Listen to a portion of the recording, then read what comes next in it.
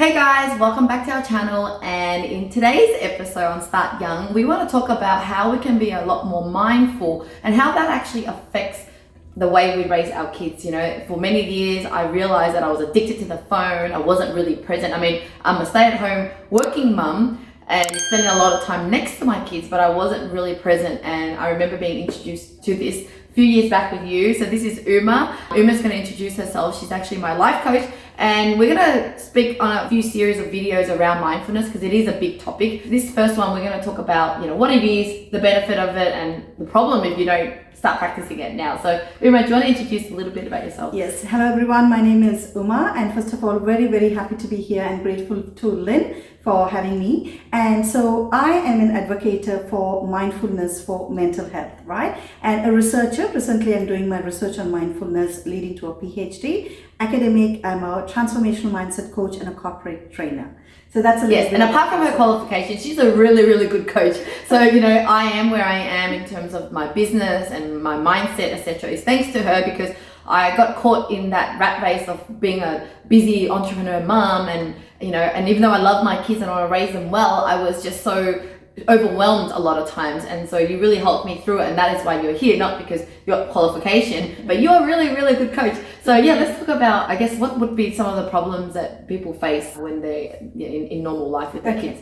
So let's talk about parenting right now. Parenting, if anything, is one of the most difficult things. I'm sure all of us agree that. I agree, you agree, and you all agree as well. One of the most difficult, but yet very rewarding. As much as it is challenging, it is rewarding. When you see your children grow up as amazing kids, achieving, having the best things, that's all we want as parents, isn't it? But is that easy? It's definitely not easy. One of the most challenging. And why is it challenging? It's because we don't come with a manual. It's challenging because we don't know what to do. We're always learning. We're always growing. And if you will, we are always better parents when it comes to a second kid as compared to the first. The first one is always an experiment. Yeah.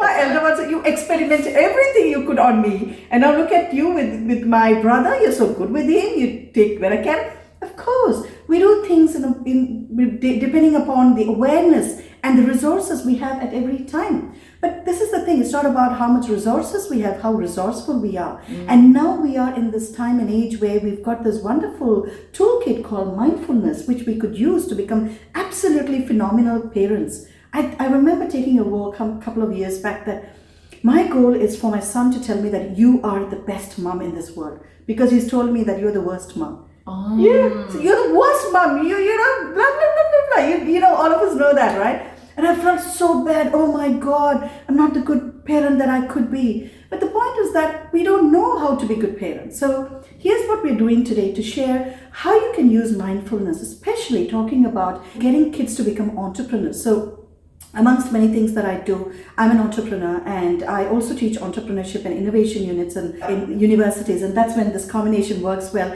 seeing how could you raise kids to become entrepreneurs. And see, it might not be that you want your kid to just start a business, but even within organizations, being an intrapreneur, right? Some kids might be introverted and they might feel, I don't want to go out and start my business. But they can be entrepreneurs within an organization as an intrapreneur. So there's so many ways to exhibit an entrepreneurial trait.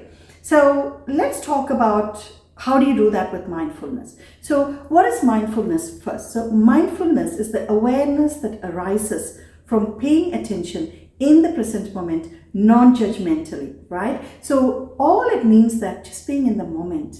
Are we in the moment? We are not. And here's some statistics about it. At any given point, only we have got about 47% of our attention in the moment. So if you were not an active mindfulness practitioner, perhaps I only have 47% of your attention. Where is the 53%? Mind wandering. In the past. Do you agree, Lynn? Yeah. Past. So what do we do in the past, Lynn? Thinking about the past? Yeah, thinking about past problem, wishing that we could change it, but there's nothing we can do. And the future? What do we worry about the future? Yeah, about what if it doesn't work out? What if it gets worse? And Exactly. So always about the past, regrets, and about the future, worried and anxious. And most of the thing that we worry about never happens, right? So what we want to do is just come back to the present moment. So I'm not saying don't think about the past and future. We need that for planning, for reflection. But predominantly, we want to be in the present moment. So just to de-jargon mindfulness for you, and now it's such a topical topic, and great that we've brought this up now to talk about mindfulness, is that parents are really struggling because they're juggling with so many activities, right? Work, home, your personal care, and then that and this. So much going on in your life that you are absolutely, you think you're doing a lot, but actually you don't get the results at home. And the problem is when you are doing something, you think about something else. You're at home, you think about work. When you're work, you think about home, and you are not aware of the way your mind's working. Exactly. And that's exactly where I was at some point in my life.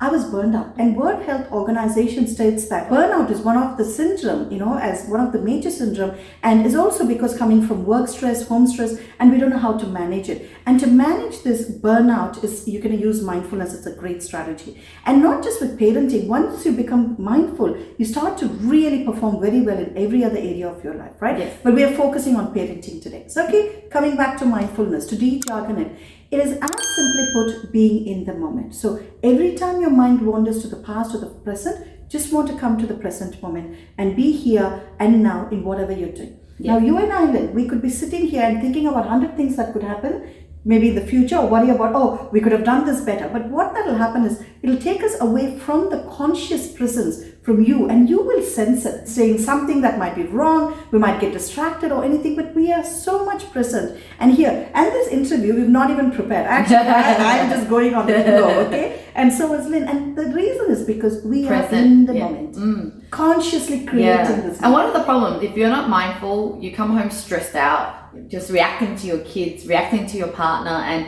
so although you say you love your kids and you want to raise them well, it's in the everyday habit and everyday treatment of your kids and your family that will actually, mold the kids. I remember growing up, my parents were always busy working, always stressing out about the future, never have time for any breaks and holiday because they're always thinking, in the future, like, well, if I don't do this, we won't have enough. And so it actually damaged my youth. I grew up feeling unloved. I felt like I needed validation from other people, and I became rebellious, and so it was really, really damaging. And so nowadays I'm so much more aware, yes, I have maybe similar characters to my parents because we can't help to be similar in some ways, but you want to be able to take the good bits and then fix those bad bits, and try to be present. And so I even put a little board in front of a little kind of sign that says be present in the moment, or be here now. And my kids are learning these new languages that I've never learnt before, and they pick up on me on that. They're like, Mum, and I'm not, they're listening to like, Mum, you're not listening to me, you're not present, you're not being present. And so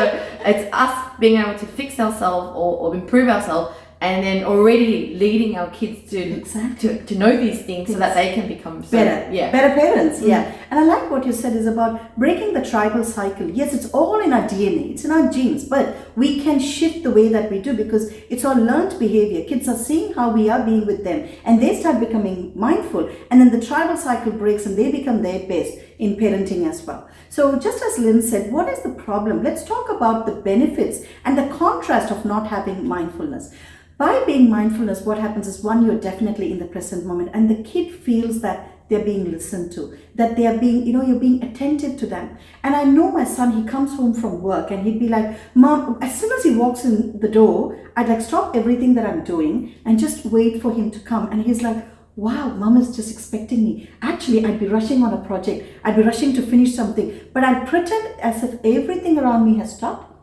Say, for example, if I was not mindfulness, I would even hear him coming through the door. There has been times where he would have come home, I wouldn't even know that he was home. And I'd be like, oh, when did he come home? He said, well, Mom, I just walked past you. This was a couple of years back. And he felt so unloved because he was like, you didn't even care about me. But today, the moment I hear the door click, I can hear that because I'm being in the moment. I'm not like somewhere in the clouds thinking about something. I just turn around, wait for him and smile at him and say, he'll be very excited to see me. And sometimes he comes and talks to me about sports or something or politics, which is not my thing. I'd be like, oh, wow, that's so interesting. I'd be like, I don't know what the hell you're talking about. But you show that you're listening. I show that I'm listening, mindfully being present with him. And that feeling that they get out of it. Because let's get one step, closer to what happens if we don't. Because Lynn, you mentioned, you felt that you were not loved and you don't trust your parents. What happens is growing up, when our parents do not give us that attention and affection and validation and love, we become vulnerable. Like, we think that they don't care about us. And then we stop trusting people. And then we grow up thinking that, I'm not good enough. I'm not loved enough. And then we attract relationships into our life, people into our life who treat you badly, because that's what you believe and you're conditioned to think about. We don't want that to happen in this generation for our kids. This is a great opportunity for you to know that in not being present and mindful, you are actually damaging the kid, right? So we don't want to damage the kid. So that was a great point that you said, that how you grew up thinking that you were not loved enough because your parents were not mindful, and so were my parents, right? But we know better now to become mindful. Yeah. So when the kids become vulnerable and knowing that they're not being loved enough, they stop trusting people and they grow up as damaged people. And then there's a lot more work that needs to happen when we are grown up. We know, right? Fixing things as grown up with a mature adult mindset is very difficult.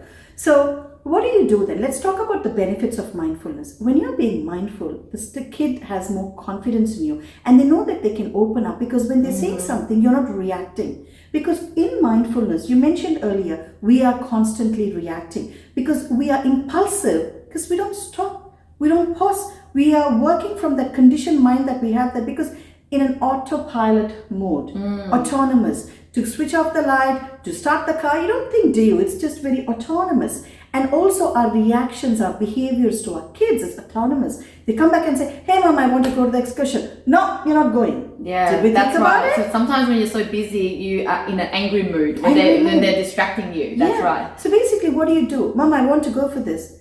You pause a moment, stop what you're doing, and then you turn to them and say, that's very interesting. Not saying don't go, but you just want to express your interest, that maybe you don't want them to go. Say, okay, it's interesting. Can you tell me more? So you're allowing the kid to express what they want to express, so they feel validated. And then you can always say, can I think and come back on this, right? So also with that is, which means that you're not constantly reacting, you're responding, you're very responsive. So that is being responsible. Having the ability to respond is responsible. You want to be responsible parents, conscious parents, and consciously creating those memories with your kids. Right? Yeah, I love it. And so we're not going to talk too much on this episode, because we want to really deep dive into how to be mindful, because there are also that misunderstanding between mindfulness and meditation, and there's a few things I want to deep dive. But yeah, one of my favorite takeaway from here is that the next time that my kids come home, I'm actually going to sit, because the other thing I've been doing recently is I started walking them to school, and I thought, I'm going to use that time to actually listen to my podcast while I'm getting fit. But actually, I'm going to try something different this time. I'm going to walk. Well, I'm going to tick that because it hits my fitness goal. But then I'm going to use that time to actually talk to them there. So that's my takeaway. Love to hear in the comments what's your takeaway. And I'll see you in the next video.